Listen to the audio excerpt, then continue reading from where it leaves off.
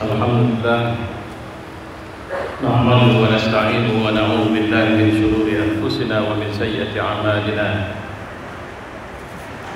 Asyhadu an la ilaha illallah wahdahu la syarika lah wa asyhadu anna Muhammadan abduhu wa rasuluhu la nabiyya ba'dah. Allahumma shalli wa sallim ala nabiyyina wa habibina wa qudwatina Muhammad wa ala alihi wa sahbihi ajma'in.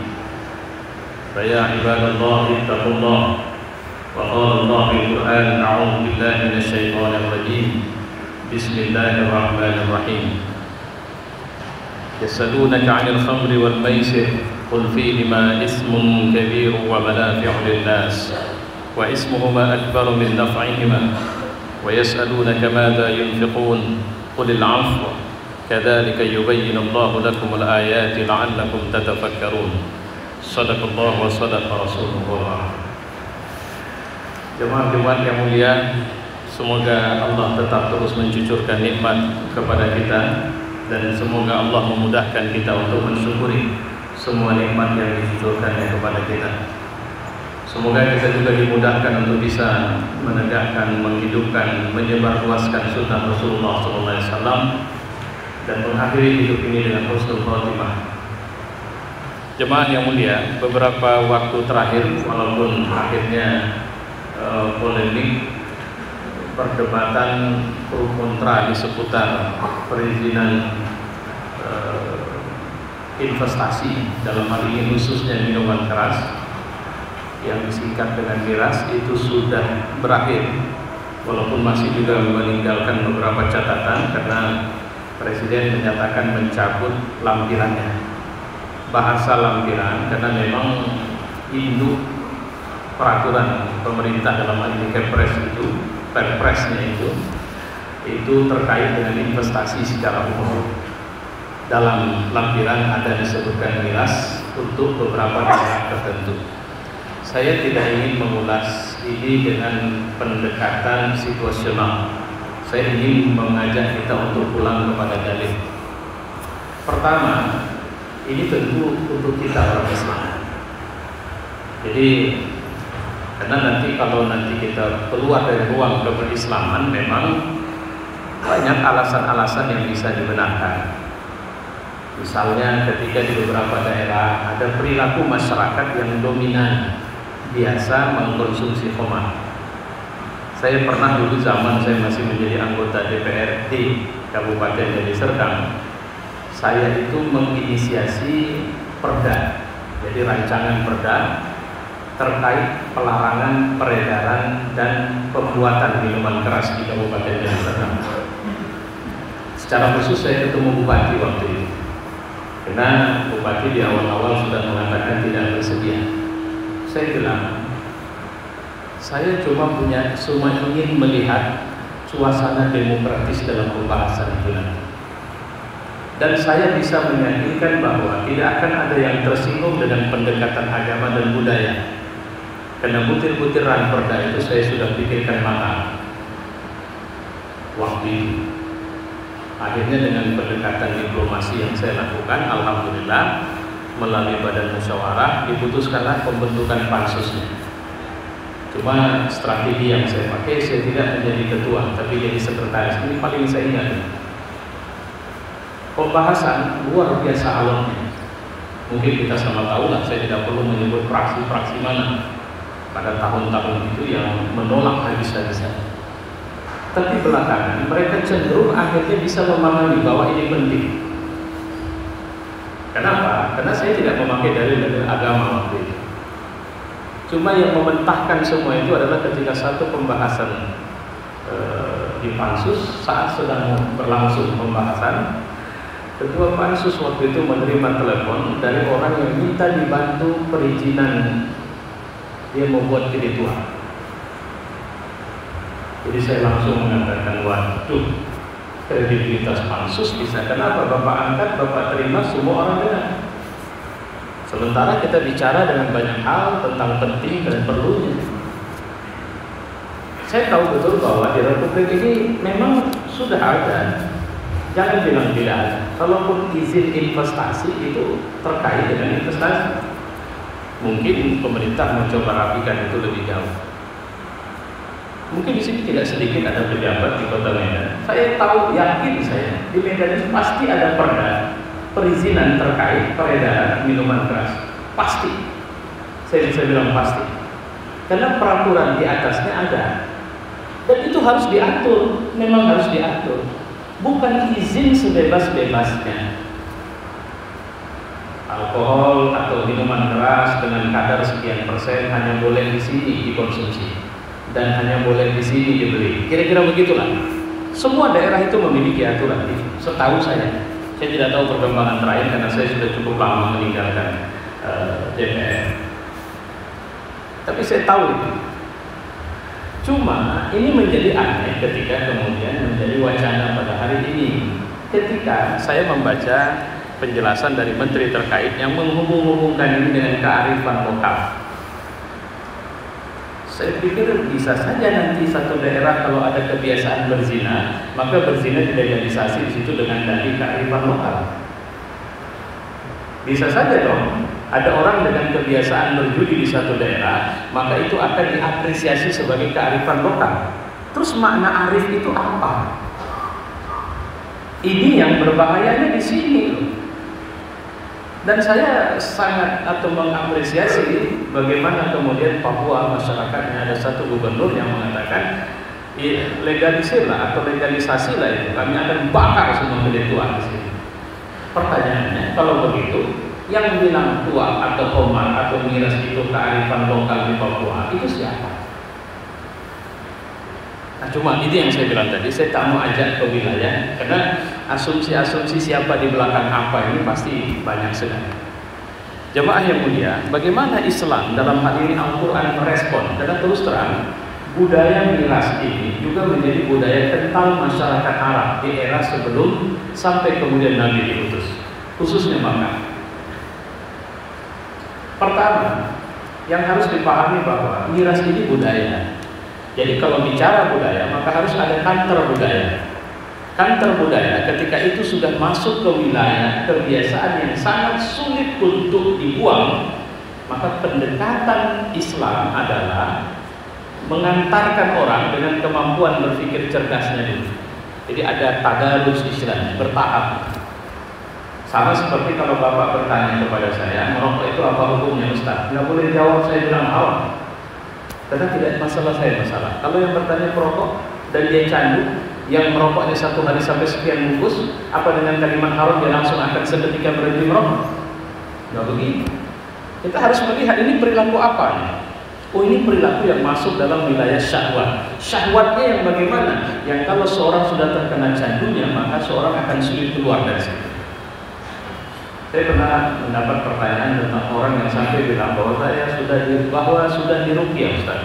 Tahajud sudah, doa sudah, zikir sudah, menjaga sholat sudah, tapi perilaku yang satu ini tidak bisa saya tinggalkan. Dan saya menduga kuat yang dia maksud adalah zina.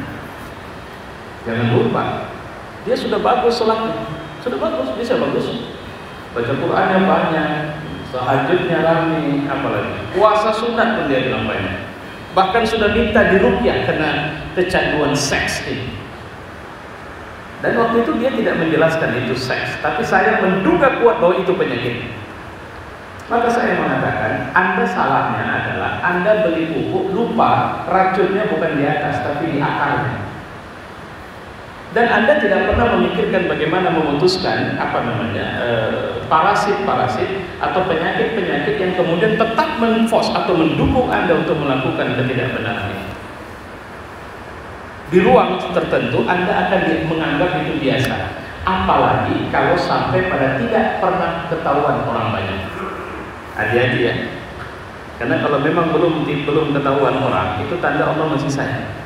Tapi jangan sepele dengan sayang Allah. Dan jangan memanfaatkan sayang Allah nanti dengan mengatakan aman kok.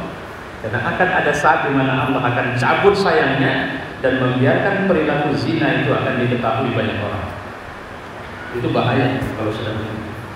Baik, kita cerita kepada Somad tadi. Bagaimana Islam? Saya bilang tadarus. Islam paham ketika ada masalah di awal dakwah Nabi yang paling intens dikuatkan Nabi adalah tauhid. Pokoknya tidak ada kompromi, tidak boleh sembah selain Allah. Tapi ada yang kemudian dibiarkan dengan pentahapan, itu berlangsung sampai sekian tahun, baru kemudian ada kata haram. Karena sepakat semua, pemabuk sama tidak pemabuk, bahwa mabuk ini nggak bagus. Saya pikir sama dengan merokok. Merokok itu, perokok pun tahu betul bahwa dia merokok itu nggak bagus. Cuma masalahnya bukan itu.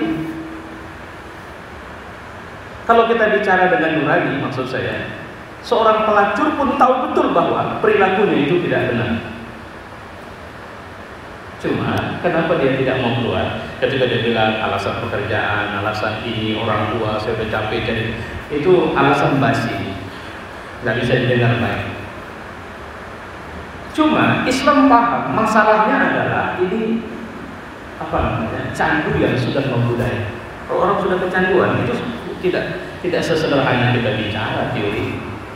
Kita harus memperhatikan banyak hal. Jadi bagaimana Islam melihat ini? Yang harus kita pahami. Pertama sekali ayatnya yang saya sampaikan tadi. Jadi yas'alunaka. Saya teringat saya punya dulu teman rambutnya gondrong sendiri, ngaji sama saya rutin, setiap minggu kami kumpul. Dan saya tidak pernah tegur rambutnya, saya biarin saja. Sampai sekian lama mengaji, teman-temannya pada ribut, Ustaz, kenapa dia nggak ditegur? Saya bilang, apa masalahnya? Tidak ada masalah. Satu hari dia pun datang sama saya, Ustaz, apakah menurut Ustaz yang rambut saya ini salah? Saya bilang, saya pernah tegur nggak? Enggak Ustaz. Ya sudah. Jadi apa masalah? Jadi ketika saya tidak pernah menegur, maka saya belum melihat itu sebagai sebuah persoalan. Saya bilang, ya. Jadi yang menjadi catatan waktu itu adalah ketika akhirnya satu hari dia datang bawa gunting sama bawa sisir dan bawa kamera. Dia serahkan gunting dan sisir sama saya dan kemudian dia suruh teman yang kamera, Ustaz, saya mau potong rambut. Tapi yang pertama harus potong rambut saya itu adalah Ustaz. Nanti habis itu saya akan ke tukang pangkas, saya baru rapikan. Saya tanya, kenapa kau potong rambut? Dia bilang, tak tenang saya sudah Ustaz. Tapi saya tidak pernah larang. Iya, tapi saya sudah merasa tidak nyaman dengan rambut saya yang seperti ini. Sebenarnya apa yang saya lakukan? Saya sebenarnya sedang memberi terapi dengan cara yang cukup panjang sampai saya tidak perlu menyuruh dia dan dia sendiri yang akan datang kepada saya dan itu berhasil. Alhamdulillah. Bagaimana Islam? Lihat, yas'alunaka. Mereka bertanya kepadamu. Kira-kira begitu. Ya. Dikatakan kepada Allah menceritakan dalam surat Al-Baqarah ayat 219, yas'alunaka, mereka bertanya kepadamu. Kalau boleh dibilang sudah rajin ngaji, diajarin puasa sunnah, diajarin sholat sunnah, tapi kenapa ya Nabi nggak singgung kita mabuk? Maka bertanyalah mereka kepada yas'alunaka, mereka bertanya kepada anil khamri wal maisir, tentang judi dan maisir, tentang khamar dan maisir. Ya, maka dijawab, ya, qul fihima ismun kabir. Pada keduanya itu ada dosa yang besar. Datar saja, deskripsikan saja Muhammad, bilang saja sama mereka. Tapi jangan tidak objektif. Wa manafi'u linnas, dan memang ada manfaatnya. Wa ismuhuma akbaru min naf'ihima, tapi dosanya jauh lebih besar dari apa yang bisa kau dapat sebagai manfaat dari sini. Luar biasanya pola Quran itu menterapi orang-orang yang minum khamar. Artinya apa? Mereka selama ini kan sudah tergiring oleh nafsu, otak sudah tidak jernih lagi. Sementara untuk menerima perintah itu harus orang yang akil, orang yang punya otak cerdas dan menerima nanti. Bagaimana dia menerima sementara otaknya masih dirasuki dengan sekian banyak racun itu, termasuk pembenaran atas perbuatannya. Maka Allah membersihkan itu dengan qul fihima, qul ismuhuma akbaru min naf'ihima, ya, wa ismuhuma, ya, dan dosanya lebih besar daripada manfaat yang didapat. lama. Kalau boleh kita bilang ba'da ini mereka kemudian mencoba menghitung-hitung dosa dan tidak dosa. Ini berlangsung sampai ke Madinah. Kalau bayangkan, ini bukan 1 hari 2 hari tahap untuk membersihkan ini. Mesti kalau begitu, apakah para sahabat Nabi biasa mabuk? Biasa. Bahkan mereka punya simpanan di rumah mereka, galon, botol, apa semua punya. Bahkan kalau boleh dibilang dari Isya ke Maghrib ke Isya, nunggu sholat mereka pakai minum.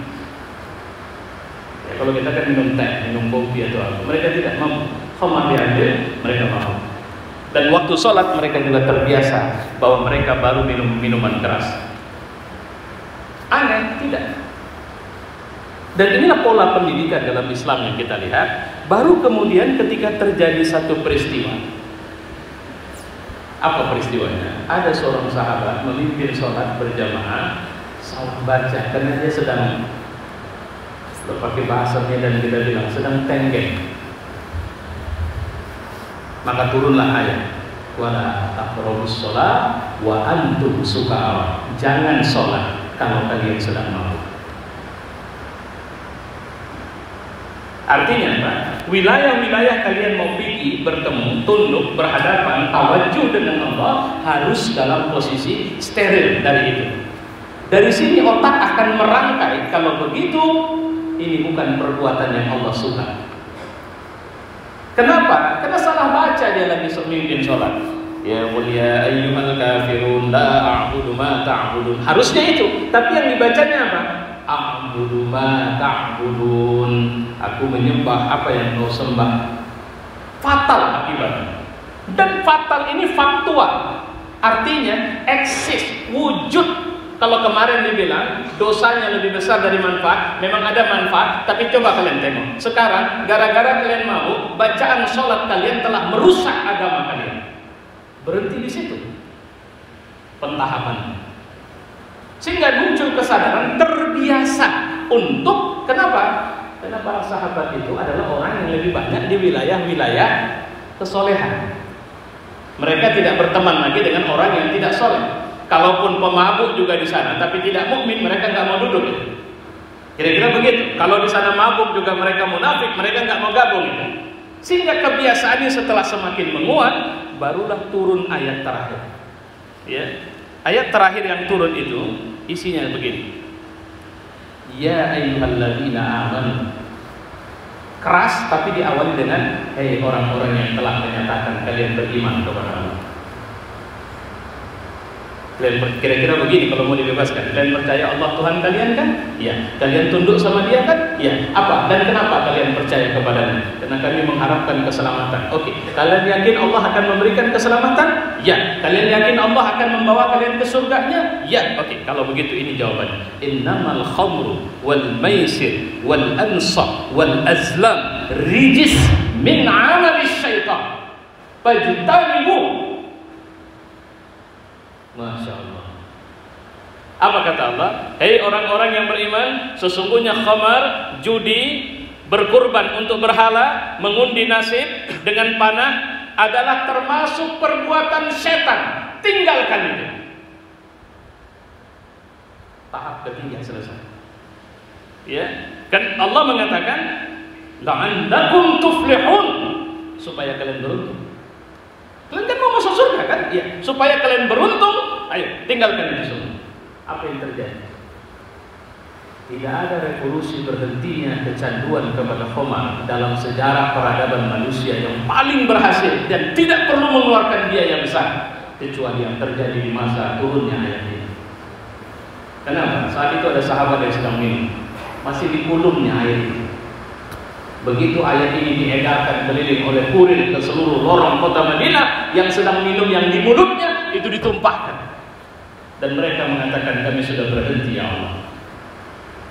Masya Allah.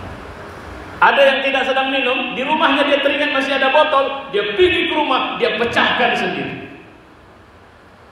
Tidak perlu biaya kecuali keimanan kepada Allah. Dan sejak itu kalimat seragam mereka mengatakan kami sudah berhenti ya Allah. Kami sudah berhenti. Jadi apa yang disentuh waktu itu adalah keimanan mereka. Innama, baru datang penjelasan. Yuridus syaitan ayyuqi'a bainakumul adawata wal baghdha'a fil khamri wal maisir. Tahu nggak kalian bahwa setan itu pingin kalian tetap bermusuhan, kalian tetap bergaduh ketika kalian berjudi dan ketika kalian mabuk. Itu mau setan. Bahwa dengan adanya khamar, adanya judi, bahwa sebenarnya itu kerjaan pertama Allah ingatkan. Di awal belum. Ayat yang pertama ketika mengingatkan manfaat masih ada. Tidak dikasih tahu ini kerjaan setan. Mesti didiemin. Karena ini candu. Kalau di awal dibilang ini kerjaan setan, belum tentu mereka ikut. Kenapa? Candunya sudah tertanam. Tapi sekarang dibilang itu kerjaan setan. Dan setan maunya kalian itu bertengkar dan bermusuhan. Ya, wa yasuddukum an zikrillah, dan menghalangi kalian dari zikir kepada Allah. Karena dosa itu bisa menghalangi kita dari ibadah. Ya. Wa anis salah fahal antum muntahun, dari zikir kepada Allah dan dari salat. Orang kalau sudah biasa minum, orang kalau sudah biasa judi, coba periksa, mungkin Bapak punya kawan atau apa. Coba perhatikan, dia rajin salat, dia rajin berzikir. Dia akan terhalangi. Setan mau itu dulu. Ya. Wa atiullaha wa atiur rasul wahzaru. Taatlah kepada Allah dan taatlah kepada Rasul dan hati-hatilah. Fa in tawallaitum fa'lamu annama 'ala rasulina al-balaghul mubin. Jika kalian tidak peduli, ingat Rasul cuma menyampaikan apa saja yang benar dan terang sama kalian. Fa'tabiru ya ulil absar.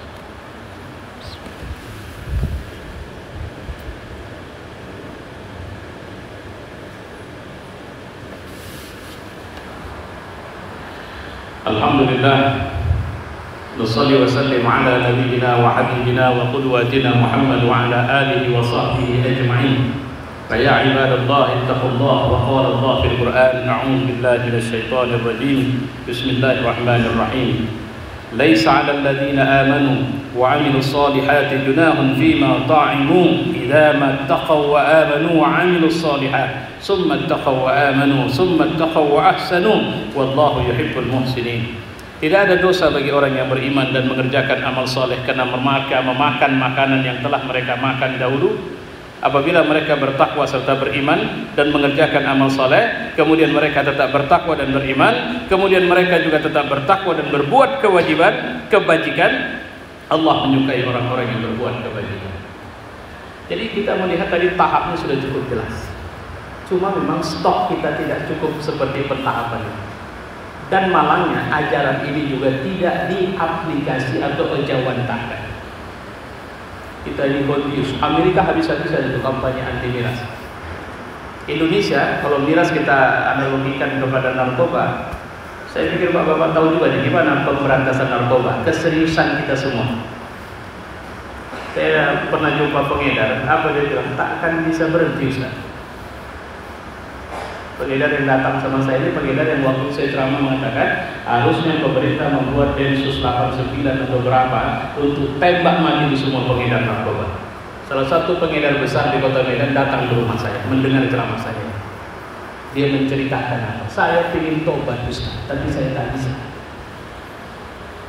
Kenapa? Saya besar Ustaz, tapi dia kasih tahu sama saya. Barang saya disuplai siapa? Ustaz, saya kasih tahu sekarang. Supaya Ustaz paham. Tapi alhamdulillah beliau memang betul-betul menunjukkan jalan pertobatan. Saya sampai bilang teman-teman saya, itu orang dia kalau tobat hanya ada dua kemungkinan, dia akan mati atau dia akan dipenjara dan tidak pernah keluar dari penjara. Kenapa? Ini sudah orang yang tidak akan pernah bisa dibiarkan di luar. Karena nanti akan bisa nyanyi mulutnya. Nah, ada nggak komitmen kita mau berantas ini? Saya sepakat, dan saya berbaik sangka dengan apa yang sebenarnya mau dibuat pemerintah. Cuma satu hal, sama seperti kemarin pemerintah mengeluarkan kebijakan tentang wakaf uang. Saya ditanya banyak orang, saya tidak mau jawab karena beredar tentang bantahan wakaf uang tidak boleh dan sebagainya. Saya cuma bilang apa? Sebenarnya yang hilang sekarang ini adalah kepercayaan rakyat kepada pemerintah. Sehingga apapun yang dibilang pemerintah, rakyat sudah tidak percaya. Khususnya yang mukmin, orang-orang beriman. Kenapa? Karena terlalu sering ada sesuatu yang melukai perasaan mereka. Itu saja. Sebenarnya sederhana, tidak ada yang buruk dari situ. Cuma ingat, di Orde Baru dulu pernah pemerintah buat Yayasan Amal Muslim Pancasila. Proyeknya adalah buat masjid di mana-mana. Ketika masjid itu beredar, dibuat, dibangun, bagaimana respon rakyat waktu itu? Sama mirip kayak ini. Atau bazis. Bazis pertama kali dibuat, nyaris semua masjid reject, menolak bazis. Kenapa? Enak saja duit kita yang capek ngumpul, mereka. Itu dulu. Jadi yang hilang itu bukan kebenaran, tapi trust kita kepada orang yang menjalankan kebenaran. Apa iya dia serius? Yang paling buruk dari semua mengatakan apa? Nanti diambil mereka duit kita untuk yang lain. Tak mau saya. Jadi bukan masalah benar salah sudah. Jemaah yang mulia, semoga Allah melindungi kita, seluruh rakyat di negeri ini. Semoga kita bisa kembali ke jalan Allah Subhanahu wa taala. Wa'lamu anna Allah qala fil Qur'an innallaha wa malaikatahu yusholluna 'alan nabi ya ayyuhalladzina amanu shallu 'alaihi wa sallimu taslima. Allahumma shalli wa sallim 'ala Muhammad wa 'ala ali Muhammad kama shallaita 'ala Ibrahim wa 'ala ali Ibrahim wa barik 'ala Muhammad wa 'ala ali Muhammad kama barakta 'ala Ibrahim wa 'ala ali Ibrahim fil 'alamin innaka Hamidum Majid. اللهم اغفر للمؤمنين والمؤمنات والمسلمين والمسلمات الأحياء منهم والأموات ربنا آتنا في الدنيا حسنة وفي الآخرة حسنة وقنا عذاب النار عباد الله إن الله يأمر بالعدل والإحسان وإيتاء ذي القربى وينهى عن الفحشاء والمنكر والبغي يعظكم لعلكم تذكرون فاذكروا الله العظيم يذكركم واشكروه على نعمه يزدكم ولذكر الله أكبر